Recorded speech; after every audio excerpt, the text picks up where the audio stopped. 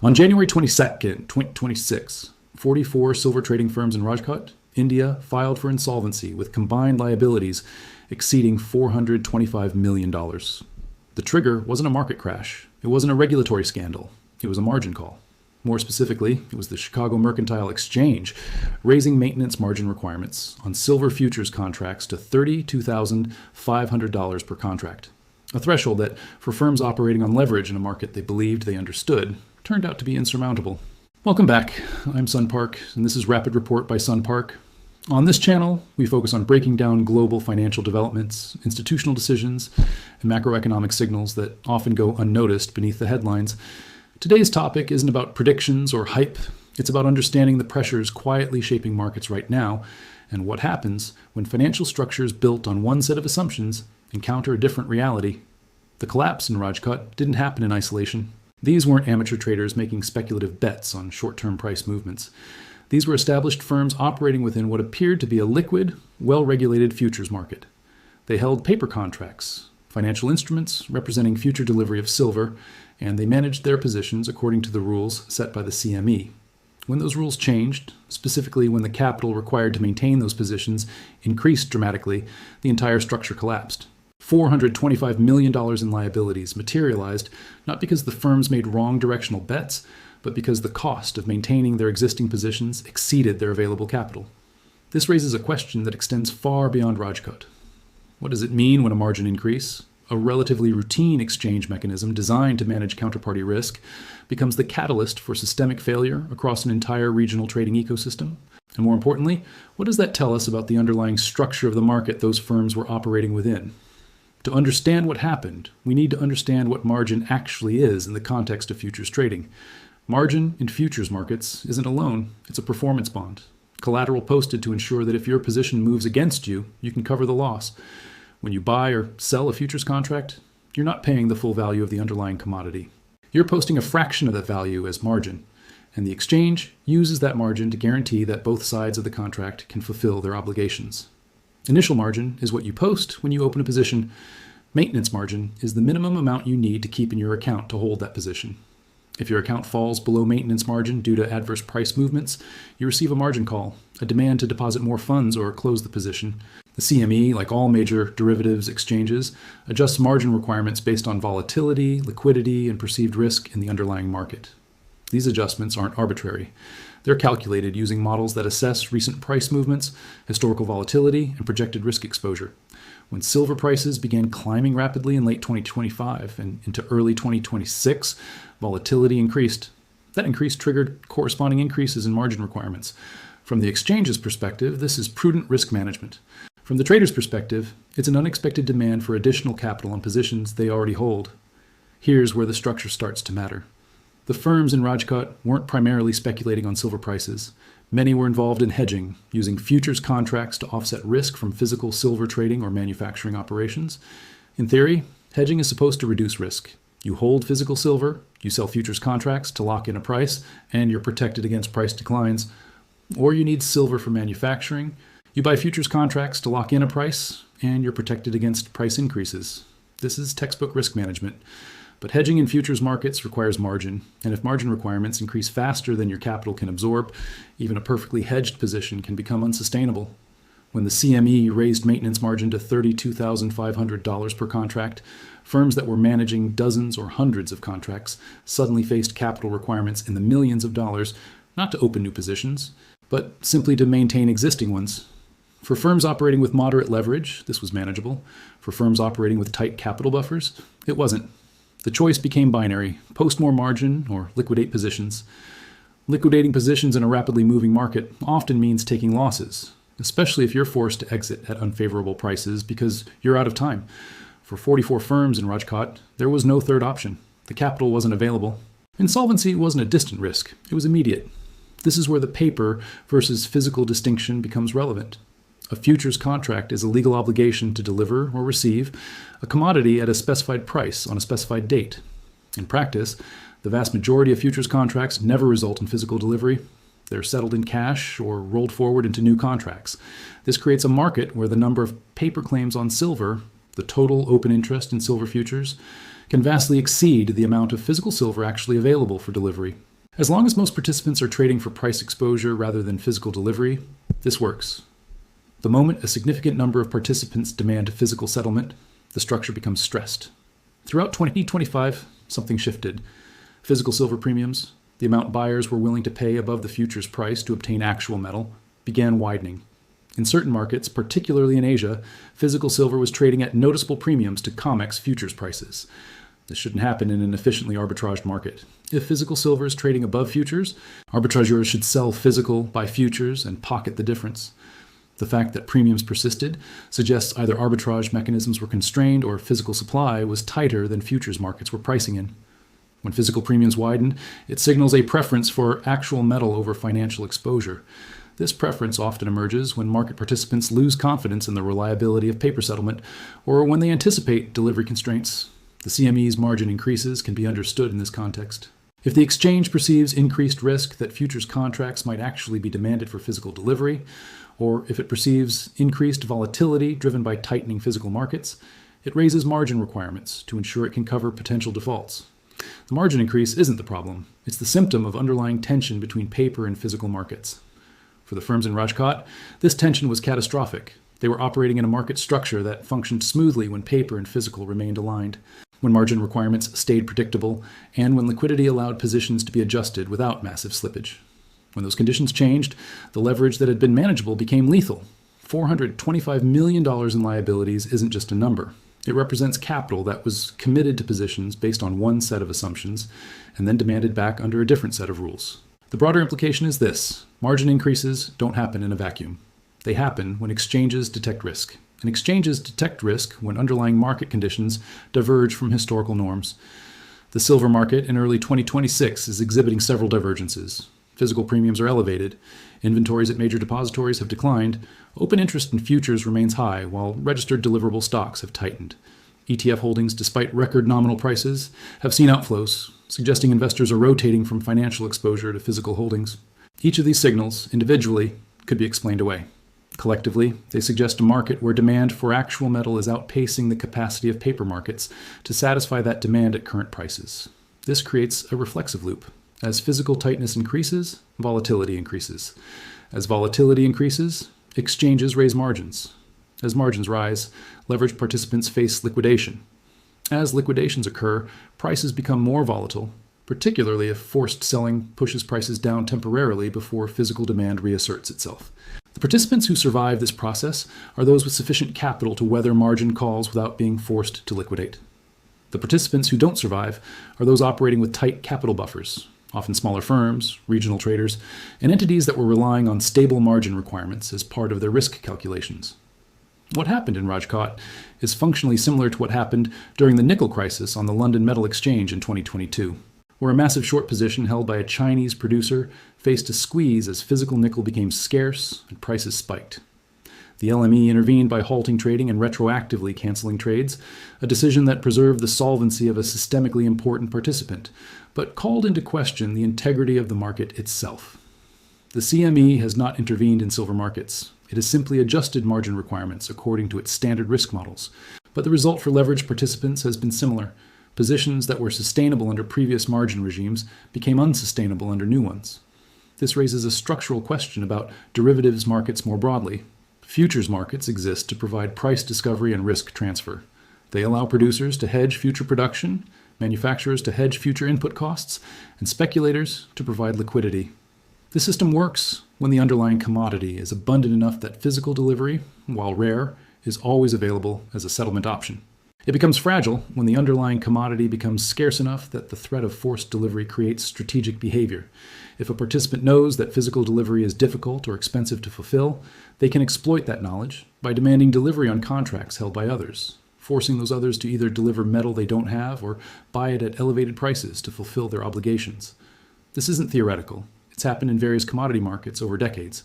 The Hunt brothers' attempt to corner the silver market in 1980 relied on accumulating futures contracts and demanding physical delivery, driving prices to $50 per ounce before the strategy collapsed under regulatory intervention and margin increases.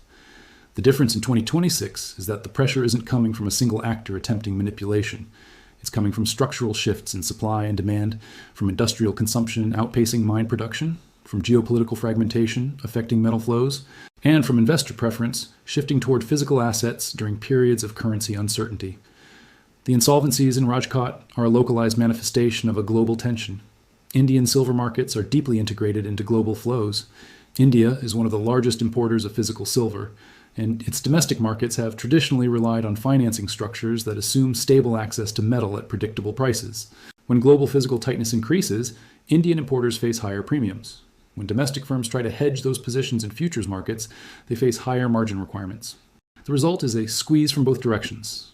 Higher costs for physical metal and higher capital requirements for paper hedges. Few outside the silver market are tracking this dynamic closely, which is precisely why it matters. Markets that function smoothly for long periods create behavioral norms. Participants assume stability. Risk models assume historical volatility ranges. Capital structures assume margin requirements will stay within manageable bounds. When those assumptions break, the adjustment isn't gradual. It's discontinuous. Firms either have the capital to meet new requirements, or they don't. There's no middle ground. The CME's decision to raise maintenance margin to $32,500 per contract reflects its assessment that current market conditions warrant higher counterparty risk buffers. The fact that this assessment proved correct, evidenced by the fact that 44 firms couldn't meet that requirement, suggests the exchange identified real fragility in the participant base. But it also suggests that the market's capacity to absorb volatility without triggering cascading failures has diminished. When margin increases cause widespread insolvencies, it indicates that a significant portion of market participants were operating with insufficient capital buffers relative to the underlying risk they were carrying. This is important because it reframes the question. The standard narrative is that margin increases are a defensive measure by exchanges to protect market integrity. That's true. But it's also true that margin increases only become necessary when underlying conditions deteriorate to the point where existing margin levels no longer provide adequate protection. In other words, by the time you see dramatic margin increases, the underlying stress is already present. The margin increase is the visible consequence, not the cause. So what are the underlying conditions in silver markets that would justify this level of caution from the CME? Start with supply. Global silver mine production has been relatively flat for several years, while industrial demand has increased. Silver is used in photovoltaics, electronics, automotive applications, and emerging technologies like electric vehicles and renewable energy infrastructure.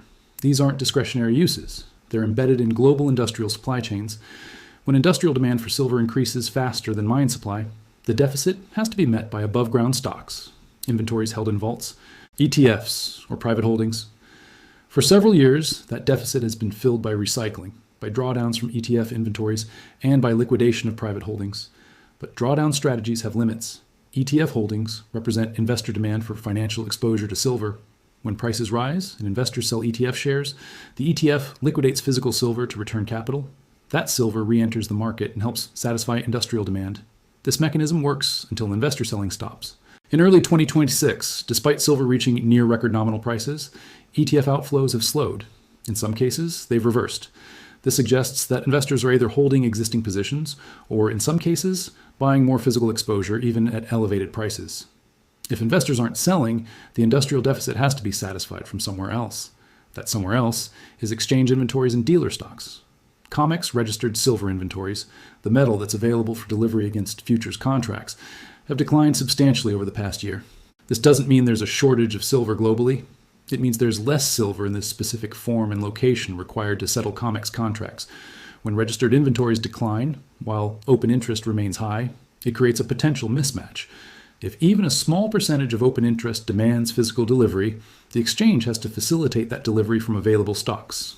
If stocks are tight, that becomes difficult. This is where the margin increase connects back to Rajkot.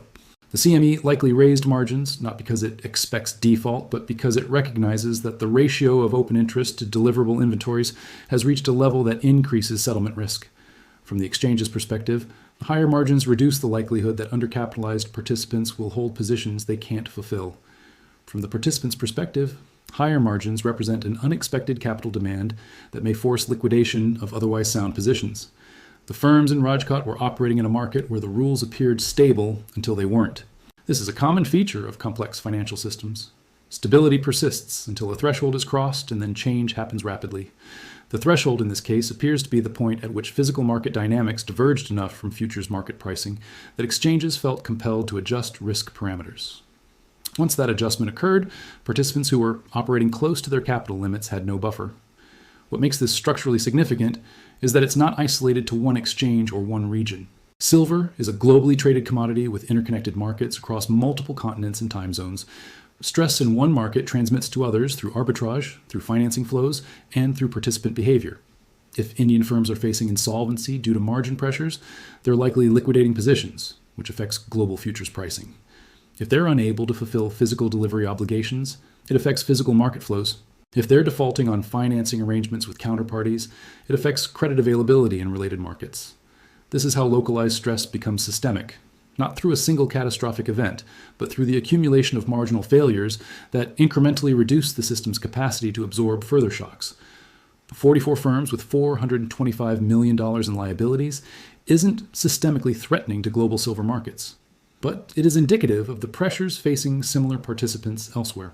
If margin requirements remain elevated, if physical premiums continue widening, if industrial demand continues exceeding mine supply, then the structural tension that caused failures in Rajkot will persist in other markets as well.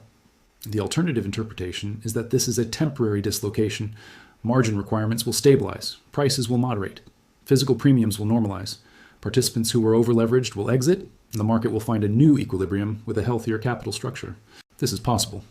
Markets do overshoot and correct. Volatility does subside. The question is whether the underlying supply-demand dynamics support that normalization or whether they continue creating pressure. Current data suggests the latter. Industrial silver demand is projected to remain strong. Mine supply is constrained by capital allocation decisions made years ago. New mines take time to develop. Recycling can increase, but it responds to price with a lag. Investor behavior is shifting in ways that suggest less willingness to liquidate physical holdings even at elevated prices. If these conditions persist, the tension between paper and physical markets will persist. And if that tension persists, exchanges will likely maintain elevated margin requirements because the underlying risk hasn't dissipated. For participants in silver markets, this creates a different risk environment than what existed in 2023 or 2024. Positions that were comfortably capitalized under historical margin regimes may be undercapitalized under current ones. Hedging strategies that made sense when physical and futures prices tracked closely may be less effective when premiums are wide and volatile. Financing structures that assumed stable margin requirements may be unsustainable when those requirements double or triple. The firms in Rajkot learned this through insolvency. Others will learn it through forced deleveraging, through higher capital costs, or through reduced participation in futures markets. The market as a whole will likely become less leveraged, which reduces systemic risk in some ways, but also reduces liquidity and increases price volatility in others. Markets with lower leverage are more stable in terms of default risk, but potentially more volatile in terms of price discovery because there are fewer participants providing continuous liquidity. What we're observing in early 2026 is a market in transition. The transition isn't from stability to crisis. It's from one equilibrium, where paper and physical markets were closely aligned, where leverage was widely available, where margin requirements were stable, to another equilibrium where those conditions no longer hold.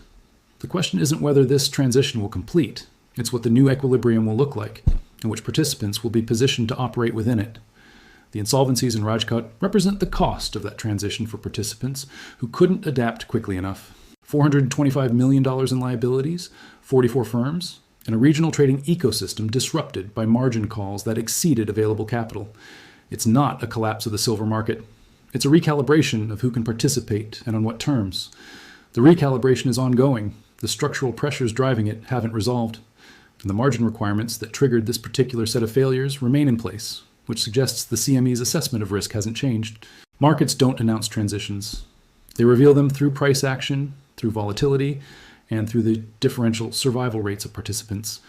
What happened in Rajkot is data. It tells us that a significant number of established trading firms were operating with capital structures that couldn't withstand a margin increase to $32,500 per contract.